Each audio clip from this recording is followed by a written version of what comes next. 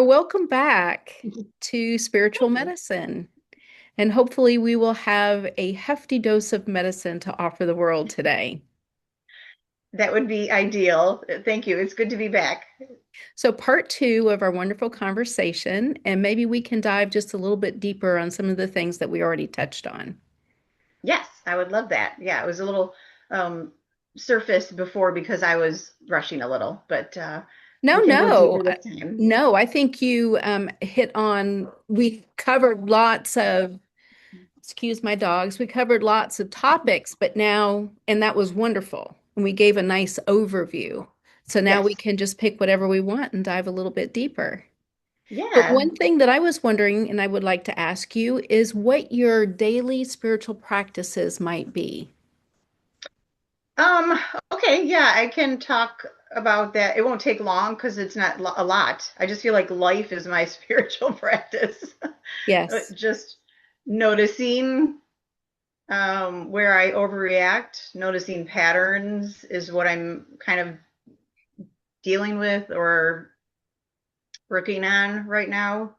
So I've been really into allowing, which you could call meditating, but it's more of meditating not just to notice your thoughts and let them pass, but to actually listen to what comes up that might have been repressed a long, long time ago, and then sit with it and feel it and um, be with it, love it, whatever it is. Even it's usually something negative, of course, because we don't repress good things most of the time.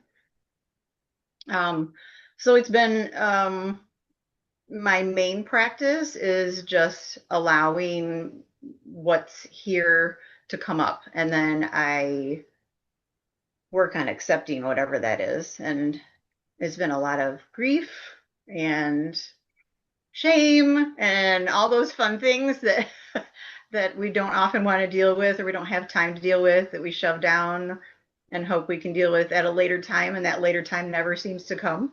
Hmm. um, so I have been blessed with the time now to do that, and so that's what I'm focusing on. And I'm going to say nature is big, and that's, I don't get out enough in nature, but I'm really trying to just again sit with nature, sit with the trees and the birds, and listen to what's there and notice things that. Um, okay, so a story is coming into my mind, and I want to tell you the story because this was the first time I really understood when people had a deep connection with trees. Mm. And I love trees, but I never felt anything from them. Um, I guess it was the right time because my husband and I were at a on a mini vacation, and we went for a hike on their grounds, and they had a lot of, it was a forest and they had a pond. So we're walking around, and um, suddenly I walk by this tree. I mean, there's a whole bunch of them, but this one just felt like it was trying to communicate with me. It was like it was pushing its energy out to me. And I went, I stopped in my tracks and I was like, I think that tree is talking to me. And I didn't know why or what. It was, I mean, this was all new to me at the time, but it was really magical, and I understood why people have such a deep connection to trees, because I don't think they're mundane things that just stand there anymore. Since I experienced it, and we were just talking about how we can only talk about things that we experience, and so it's just something I wanted to share to tell people that there's magic in ordinary things, you know. Absolutely. Mhm. And I'm getting remarkable experiences of synchronicity right now. I just want to say, I love um, it. yeah, this is so cool. Oh, I needed this today.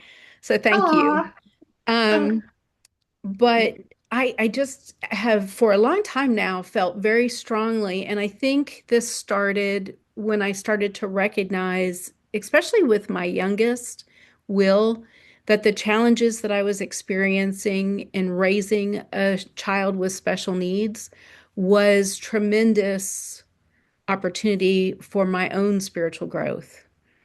And the more that I paid attention to that, the more that some of my experiences with him were just, I could see how tailor-made that was for my own personal awareness. So I have a really cellular belief that that is what life is when we are present and we're paying attention, it is the universe has created this beautiful experience, a lot of which this experience is for our own growth and our own awareness and our own learning and evolving. And trees are particularly special to me as well. I had a difficult childhood, and thank God we lived out in the country, so that nature was my escapism. So I would go out into the woods and I would be by myself, and I would just, that was my safe space. And I would hear the trees making their noises like, Mhm. when tree branches rub together and things like that. And that was the trees communicating with me. I was convinced. Yeah. And still to this day, when I studied energy work with my two different friends that were Native American elders, a lot of what would come up was the discussion about the power of trees and what that means for Native Americans, and that they're considered to be wisdom keepers. So Wow. there you go. I love that because Yeah. you kind of know where we live. We both live in the Yes. country, and there are these two trees in our backyard. They're the biggest trees in view when I sit outside, and one is slightly smaller than the other. So I call them Grandma and Grandpa because they feel like the parents of the whole forest. And Oh, the wow. one And they could be very they much could so. be Yeah. the biggest one is reaching its branches out, and they're kind of holding hands. It looks like to me anyway.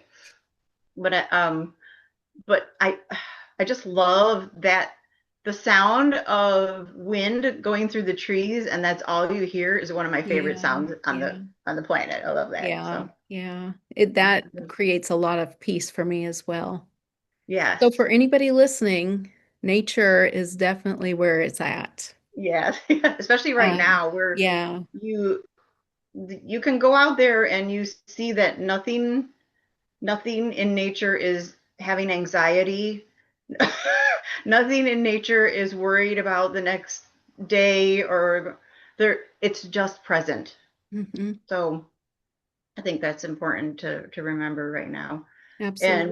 what going back to what you were saying with your experiences with will and lessons and things, I am also experiencing synchronicities because there's somebody I'm watching a lot of or on YouTube. I watch a lot of YouTube, but he is always talking about how miracles are normal, like we should normalize miracles. Hmm. And even lessons like that, when you notice them, I feel like that's a miracle because the awareness of what is happening and for you to be able to glean something from that, something that you can learn and grow from, that's to me, that's a miracle. You're not just coasting through life. So, and I think Course in Miracles is where I first heard that, miracles are normal. And if they're not happening, then there's something wrong. Yeah. So I love that. We just, like I said, I think in the last podcast, we block ourselves from a Hmm. lot of that stuff with our worries and all sorts of human things. Right, exactly. Anytime we're not staying present, we can't be here for the miracles. Yeah, Yeah. yeah. It's almost like tuning in to the miracle frequency. Like Yeah. if you Which can is just, nothing more magical than just staying in the present moment, frankly. yeah, Um, yeah, and I find that these ideas, right, that on the surface sound very simplistic, and definitely non-technological, right? People have a hard time accepting that accepting how powerful they can be. Yes, and we are extremely powerful. We just have been taught to Hmm. forget it. We have to kind of Yes, unlearn everything we've been taught. yes. Especially I think for us as women, um, with the um, with the presence and the control of patriarchy, we have been we have been taught to remake ourselves either in the image of a man or for the male gaze, a lot of which is contrary to our own personal experiences and experiences of ourself as well as experience of life, and how detrimental that is and how damaging. Yes, because we don't ever get to be who we really are.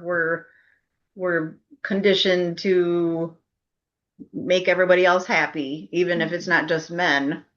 But yeah, yeah, that's part of the um I don't know, the pattern of being female. It's like pleasing everyone else and making Hmm. sure, taking care of everyone else, making sure everyone else is good to the detriment of our own health Yeah. or uh, peace or Yeah. whatever you want to.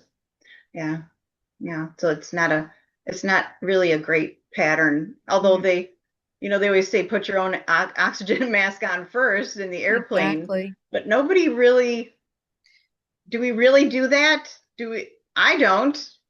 Well, I think it's challenging Yeah. because, again, if we use that idea of patriarchy as trying to reformat the world from the male perspective, the oxygen mask doesn't fit us as women because it's the male perspective of what an oxygen mask is, right? Mm, So I think at least I know personally for myself in my healing work, it's been very challenging to try to listen in to my own intuition, to my own self, and connect with who I am as a whole, which is so contrary, very contrary to what society tells me I should be or what I must be to fit, to be a good person, to be a good mother, to be a good woman, to be a good girl, all those things. A lot of what I experience is very contrary to that. So it's been challenging. I mean, and so I just say that I offer that for everybody out there. It's important to start the work, but the challenge in the work is you're often going into places that you didn't even know exist, and you may even struggle to find words for defining. yeah. Yeah, boy, that's I'm just thinking about all the people who don't even have time to, Yeah, because they're stuck in that pattern.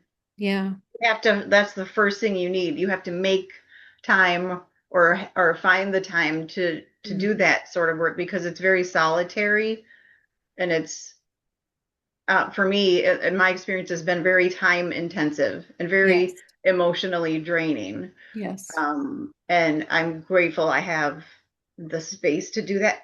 Excuse me, throat chakra issues, which is another women thing. Yeah, But yeah, I mean, it is not easy, and we're not trying to tell anybody that it's like, oh, you just got to do the work.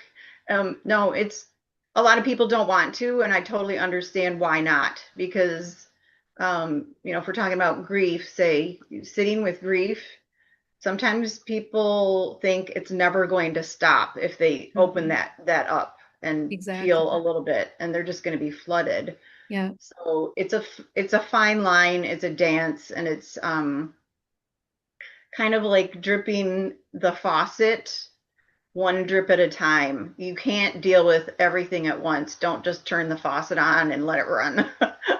You have to sometimes just take 2 minutes at a time to, if we're talking about allowing, I can do that in 2 minutes sometimes. Hmm. Just if I have an emotion come up out of nowhere, I have a reaction, I'm irritated, And I have 2 minutes to go take a couple breaths and then notice and sit with that feeling and then go back and hopefully not bite someone's head off, then that's that's a very good thing.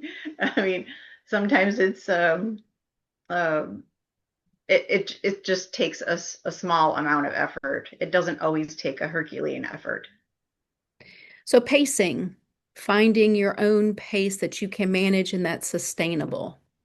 Yes, yes. Yeah, It's and that's going to be different for everyone. absolutely. And I find Yeah. for myself, sometimes that changes day to day, minute to minute. Yes, Yeah. depending on what you have going on that day. Yeah. Yeah, it's definitely something that has to be very flexible. Yeah. Mhm. Um, Okay, so presence or mindfulness, paying attention, mhm. pacing, um, dealing with just, or it sounds like organically what's in the present moment for you and allowing yourself to process that. Is there any other little hints or tips or tricks for people out there that are thinking about doing this work Tips or tricks? Um, that you have found that works really well for you? Okay, so we also talked about going out into nature, and I think that's hugely beneficial as well. yes. It's Yeah, I good think for even grounding and finding peace and mhm. acceptance and Yeah, breathing. Um, okay. breathe. I don't want to talk about forcing breath work. I'm talking about sitting and just letting your breath be what it is. I agree And then 100%. Yeah. eventually it it might, don't force it though, but it might deepen and Mhm. lengthen. But I'm getting away from all things that are forcing Mhm. or managing or trying to fix my own nervous system because I feel like a lot of people, and I was there too, stuck in this pattern of I must fix my nervous system. I must manage. I must do this and that to calm myself. When if I could just sit with my emotions, it would do its own. My body is very smart and knows how to do its own work. It's a miracle. So I'm more leaning toward just letting my body do what it knows how to do, and that just takes giving. That takes time to give your body time to do what it needs to do, and not keep giving it input. I've Mhm. got to stop. I am the worst person when it comes to input. I will watch YouTube videos all day long, back to back to back, if I have the time, Well, because I can't stop learning. that's Uh, well, uh, and it's right, and it's a one, but that's a wonderful distraction, right? Because I've used that in the oh yes, past too. But yes. it's really easy to justify or yeah, to justify it because it's a positive, right? Oh, but I'm learning. I'm learning. Yeah, Yes, I can't. I yeah, always think, oh my God, the key to life might be in that next YouTube yeah. video. I can't miss it. So I'm speaking from experience. Trust me. So just taking peaceful, quiet time alone with no input. Even don't call it even meditating if you don't want to, because it's kind of a loaded word to some people. I can't meditate. I think too much. Blah blah. Well, just don't call it that then. Just sit and be quiet. Well, and definitely the forms of meditation that we've been handed and that we've been taught are Eastern philosophy, male-dominated forms of meditation.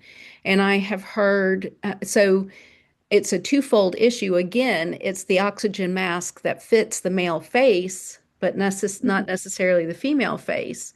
If Right. we look at the research that's been done on brain activity, women have twice the brain activity that men do. A woman's brain at rest is the same activity as a man doing a math problem. Wow. Yeah. That's fascinating. Yeah. So to try to tell a woman to shut her brain off is you're just setting her up for failure because she can't. It's not doable, it's not feasible, it makes no sense. Yeah. And then the other thing that I read too is that often walking meditations or active meditations are far more effective for us as women. And I think that's because I know, at least for myself, I find that movement while I'm thinking helps me to process my thoughts instead of getting kind of stuck in my head with those Yes. thoughts. Yes, yoga does that for me too. Yep. So So see movement that again. Yeah. yeah, It's and so all different powerful. kinds. I like the moving, I think it's vinyasa, the Mm-hmm. flowing kind. But I also really like yin yoga where you Mm-hmm. just sit in the pose for 3 to 5 minutes Mm-hmm. and that forces you to be with yourself. Yeah, Yeah. be and notice your body. Yeah. Yeah. I didn't understand what people meant when they would say you're not in your body for the longest time. I was like, Oh, what do you mean? Of yeah. course I'm in my body. Where else would I be? But now I understand it's versus being in your Yeah. head, like your whole experience is Yeah. right here. But it took a long time for me to understand that. So yeah, it's just more about noticing your body and what's there because there's a Yeah. lot there that we're not Yeah. noticing if we don't take the time. Yeah. Um, and there are very good reasons for us not to want to be in our body, right? Because that's a adaptive response to trauma. It's a coping Yeah. skill, disassociation, because being in the body is too painful. Same thing with being in the present moment. That's the challenge of being in the present moment. None of us leave the present moment because it's so joyful and blissful and glorious. We Right. leave the present moment because it's uncomfortable. A thought has come up that's torturing us, or, emotion has come up, or we have a physical discomfort in the body. And there's plenty of distractions these days. Oh yeah, there's an Yeah, abundance of distractions. absolutely. One of them, Very I mean, handy, very just the handy. phone. Yeah. Yeah, all you need is In the a palm little of your bitty hand, rectangle. literally in the palm of your hand. Yeah, yeah. Oh, it's Yeah. the greatest invention ever. Yeah. Maybe not. I've Yeah. had conversations with my oldest daughter over the past 10 years, I think, about the fact that I really feel like we are already in a zombie apocalypse. Hmm. And it's not that people are literally brain eating zombies, it's that people are so asleep. They are so Yeah. asleep to being in the present moment. They're disassociated, they're out of their body, they're in their devices, they're distracted, they're in yesterday or tomorrow, but they're not here in the present moment. Yeah, and they're kind of numbing themselves. I do the same. Yeah. I do it too. Numb yourself by, picking up your phone and looking at whatever everybody else is doing, or even just for if you have a commercial break that's 2 minutes. I pick my Mhm. phone up because I'm like, oh, that's wasting time if I don't utilize that time to stare at my phone while there's 2 minutes of commercials on. But then I look at my phone and there's commercials all over it. So what's the difference? I think there's this saying essentially, if you're too busy to meditate for 10 minutes, then you need to meditate for an hour. Yes. And I Yeah. think it's that Yeah. same concept. But circling back to what you said about being gentle with yourself, and kind of, I think that idea that we've heard, of leaning in versus like necessarily jumping into the deep end, being gentle. And it also sounded like a lot of what you're trying to use is like non-judgment Yes. when you're trying to stay in the present moment and experience whatever's coming up for you in the moment. Mhm. So I think that's a powerful thing. I think the more that we are aware of our needs, the more we pay attention, we're aware of our needs, and the more that we're aware of our needs, the better we pay attention. And that we can find a balance. I think it's always about balance, spending some time with the present moment, but being aware of when the present moment is too overwhelming, that a necessary coping is to distract ourselves with something, ideally something not detrimental to us or others. Uh, Right. Yeah. Yeah, and it's we are talking about the divine feminine, and I just realized that a lot those practices I've been more leaning into or just felt like were more yes, helpful are more about just sitting and receiving, yes, which is a feminine thing, yes, and not about pushing to do things to yeah, heal. yeah, Just receiving the healing that's here, the love that's here. We're yeah, sitting in love soup and we don't even notice half the time. So, yeah. yeah. Yes. Unfortunately, I think it's challenging to access that love. It's challenging these days, especially currently, to access peace and even just a sense of stability. And I find myself feeling more feminine rage than Mm. anything. Mhm. Um, so have you played around with that any at all? I know from my work with clients in my own personal work that anger tends to be a challenging emotion for us as women because we are taught, oh, you can't be a bitch. Oh And being yeah. a bitch is any kind of anger, right? Or Yes. irritation. Yes. Um, Or it's so, just even just standing up for yourself right. sometimes. So have you Yeah. found any helpful, doable way that you've managed your rage? Yes, by sitting with it and accepting it, that Okay. it's there for a reason. That it's not something to push away. It's Yeah. telling you a very important message about usually about boundaries that have been crossed. Yep. And I was trained to not stand up for myself, Yeah. so I had a lot of repressed anger. In fact, I was depressed, clinically depressed from ages 13 to 19. And I remember when they diagnosed me, they said, depression is anger turned inward. And I was so confused by that. I was like, Yeah. what do you mean? I'm never angry. Little did Yeah. I know. It was Yeah. so repressed or suppressed Yeah. that I didn't even know it was there. Yeah, So, that's pretty common. I hear that a lot. Or if clients are very reticent to feel anger, acknowledge anger, all they can talk about literally is, oh, I just sometimes I'm irritated. yes. They Yeah. can't even discuss being angry or let alone rage, which is can be such a tremendous amount of anger and very overwhelming. But what I have found, and maybe you have as well in my healing work, is that the anger, the rage is so necessary for healing. And I like to think of it as the heat that kind of cauterizes those old wounds and burns away the infection. Ooh, I love that. Yeah. Yeah, that's great. And I want to also express that I don't always just sit with it. Sometimes I have to punch pillows, have a tantrum on the Yeah. floor like a Yeah. child Yeah. because I think I probably I was going to have a bunch of those when I was a kid and I was absolutely not allowed to do that. Right. So they were all stuck in me and sometimes you just have to have a Yeah. tantrum. Hopefully nobody's around, but you got to do what you got to do. Yeah. Just to get that energy to move because there's there's usually a lot of other emotions behind that Yeah. Yeah. And I behind it. think those hot, energizing emotions need physical action to help you process and work those out. And I think for a while there, I guess that was about 10 years ago, they started these anger rooms where you could go in and destroy stuff. Oh, I want to And go to one of those. yes, I thought, oh my gosh, that makes so much sense to me. And it's so Yeah. powerful as long as it's created in a safe way. Yeah. But I could see why that would be such a draw for people, a way to safely work out your anger and really get that out. Punching a punching bag, punching pillows, screaming into pillows.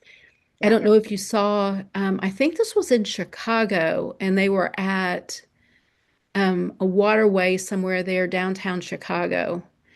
And it was a group that would regularly get together and just scream I love together. And I was like, oh, I need that. And I'm yeah. still racking my brain to some place locally that we could get together as a group and just scream our heads off, Scream. that it wouldn't be Let's disruptive or, right. traumatizing to others. Yeah, let's scream and go get coffee. Yeah. Yeah, Or something. Go get yeah, lunch afterwards. yeah. Yeah, that's those I'm telling you, sometimes I just have to scream. And thank God Mhm. nobody's around when I do that, except for my cat. I probably scare the crap out of him. But you just have to get that stuff out. Yeah, The pressure builds, and we want to do it in a way that's not going to hurt anybody. So For just, hit some ourselves. pillows. There's also the it's not necessarily an anger technique, but dealing with trauma, animals, how they shake after they've been chased by a Right. predator or Yeah. whatever. They just shake it off, Yeah, the literally. I adrenaline. mean, Well, it's the yeah. adrenaline that you're feeling. Yeah. Yeah. So I do a lot of that. I look ridiculous sometimes. Just if I'm really hyped up about something, I'll, shake and jump around and make a lot of weird noises just to try to move that energy. Yeah, that helps too. Yeah, and I think, we had talked before we started recording about feminine rage and how it just feels more prevalent now than ever before. And any of the healing work that I do and any of my spiritual work, I always kind of bring in the idea of balance, that Buddhist philosophy of balance and the importance of balance. And it just occurs to me that all of the repression that people have felt over the years, rage is such a counter to that, right? It helps to balance that out. And so I think, if we take some of the non-judgment out of that and recognize how powerful and healing that can be for us and how essential, how crucial. Yeah. So, in other words, I think right now this rise of feminine rage is so necessary to creating balance with the patriarchy and Yeah. in the divine masculine. Yeah, and maybe all this chaos happened so that that rage would rise in order to create Yeah, that balance. Yeah. yeah, Yeah. maybe. Well, Maybe. I do believe that everything that we're seeing right now is just truth. It's awareness. It's because I know for myself, my personal experience has been, yeah, this is nothing new to me. I've seen pockets of this, but I literally thought it was these small pockets of Mm, people engaging in these behaviors. And so that's the thing that's been the most shocking to me is on such a wide scale that there are so many that are contributing, which I guess makes sense in a way that there's so many contributing to this energy. That's why the energy has stayed alive as long as it has. yeah. But I think it's a twofold. I think it's they're contributing to the energy, but they're also hijacked by that energy, Mm. almost like a parasite in a way, energetic parasite, if you will. Yes, very much Not that parasitic. I'm saying that to excuse their behavior, because quite frankly, at this point in my life, there is no excuse for the behavior. I can see the wounded soul behind the behavior, but I cannot no longer make excuses or forgive this behavior in any way, shape, or form. Yes. Yeah. It's Yeah. time to stop. Yeah. Yeah. Well, hopefully our conversation will help bring some awareness to how to deal with some of that, all these tough emotions. I mean, Yeah. it's not easy to be on this planet right now, but I feel like Ooh. we are so needed to, I mean, I can only speak for myself, is I feel like I have to maintain my light to counteract the darkness. Mm-hmm. That's the only way I know how to say it. Mm-hmm. Um, And sometimes because that there light is about rage mm, or shame or sadness or depression. I think we tend to, there was a term I heard recently, spiritual, oh crap, I'm not going is to be it able to. bypassing? Yes, thank you, spiritual Yeah, yeah, bypassing. yes. And I've said before, the light shines through our cracks. And our compassion grows because we are whole in embracing everything that we're experiencing and feeling. That it all serves the good and it's all part of the whole and it's all part of life. Yeah, And yeah, that yeah. We came here to have the whole human experience, not just yeah, the good not just the stuff. good stuff. Yeah. Yeah. I mean, there's still this part of me that's like, well, but couldn't we have a little bit more good I stuff? know. It's Oh, it's a long journey to get to the point where, at least for me, it was to get to the point where I'm okay with my darkness. Yeah. Oh no. Uh, Yeah. and Yeah. I'm still working on it, of course. I think, we just have to the only reason the darkness exists out there is because we have it in us. Yeah. So it, we all have parts like that in us. Nobody is perfect. Nobody is all, Yeah. No, no one one's thing. perfect. And I think too, we could use the dark stuff. We could use our weaknesses. We can use um the stuff we don't like about ourselves. We can use that for the good if we choose, even if it's nothing more than, oh, I struggle with this. I'm a recovering codependent and I struggle with putting other people's needs ahead of my own.